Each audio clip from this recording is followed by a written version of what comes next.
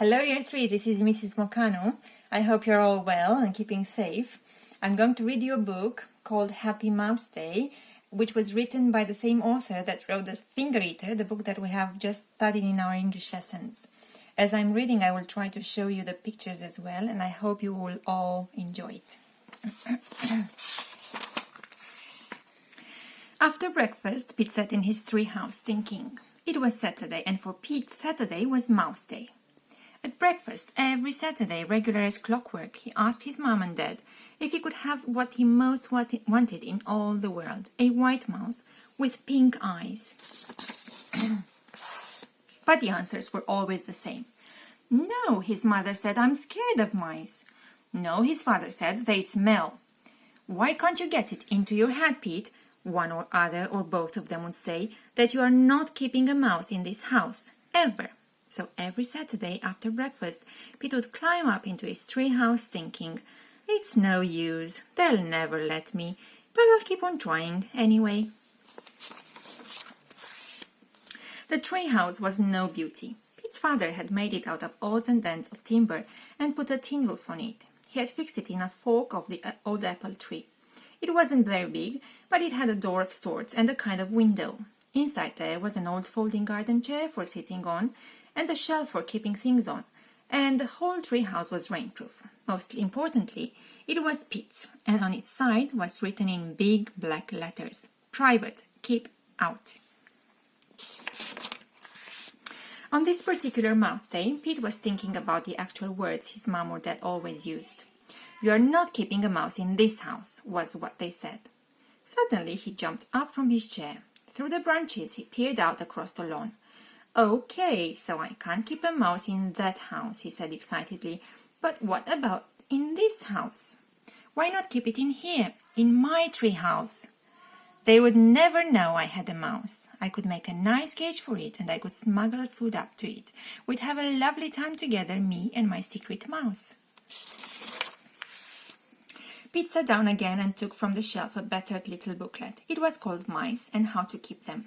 He had bought it secretly a long while ago. He had read it from cover to cover over and over again. Though he'd never owned one, there wasn't much Pete didn't know about handling and housing and feeding pet mice. There were pictures of all the many different colors and markings of mice, but the grubbiest page was the one about pink-eyed whites, or PEUs as they were known to proper mice experts. Pete turned to the chapter on housing and studied it carefully for some time. Then he climbed down the rope ladder and went off to find his father. Dad, he said, can I make something in your workshop? Depends, Pete's father said. What do you want to make?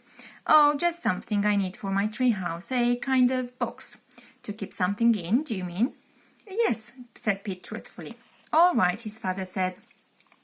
There are lots of bits of wood there from the last set of bookshelves I made. I can't help you, I shall be out for the rest of the morning, but mind you, don't hit your fingers with the hammer and don't cut them off with the saw either. By the end of that morning, Pete had built a mouse cage. Like the tree house, it was no beauty, but it was strongly made. Pete had followed the instructions in Mice and How to Keep Them. The cage had a wire top, and inside an upper story reached by a little flight of stairs. For this upstairs part, or bedroom, he had made a small, cozy nest box. After a quick check to see that his father wasn't back and his mother wasn't looking, Pete climbed up into his treehouse with his mouse cage. He proudly placed it ready upon the shelf. Much of the rest of the day was spent in preparing the other things that would be needed for his mouse. I must have a tin to store its food in, Pete thought. I'll need some little bowls for it to eat out of and drink from, but I can't ask Mom. She'll want to know what I want them for. Because it was Mouse Day and the binman didn't collect till Monday, the dustbin was full. Luckily, there were some useful things in it. Pete found a good-sized old biscuit tin, and also a couple of little fish paste jars. There was a plastic bottle too for water and a large polythene bag just right for keeping sawdust in. By bedtime, everything was prepared. The water bottle had been filled from the garden tap, and the paste pots thoroughly washed stood ready on the sawdusted floor of the cage. Did you make your box? Pete's father asked at bedtime. Yes. I've hardly seen anything of him, his mother said. He's been up and down that old apple tree all afternoon. That old tree house, his father said with a touch of pride in his voice. A pretty good piece of work that, though I say so myself.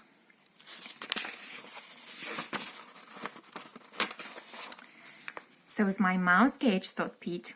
Though I say so myself, there's only one thing missing now.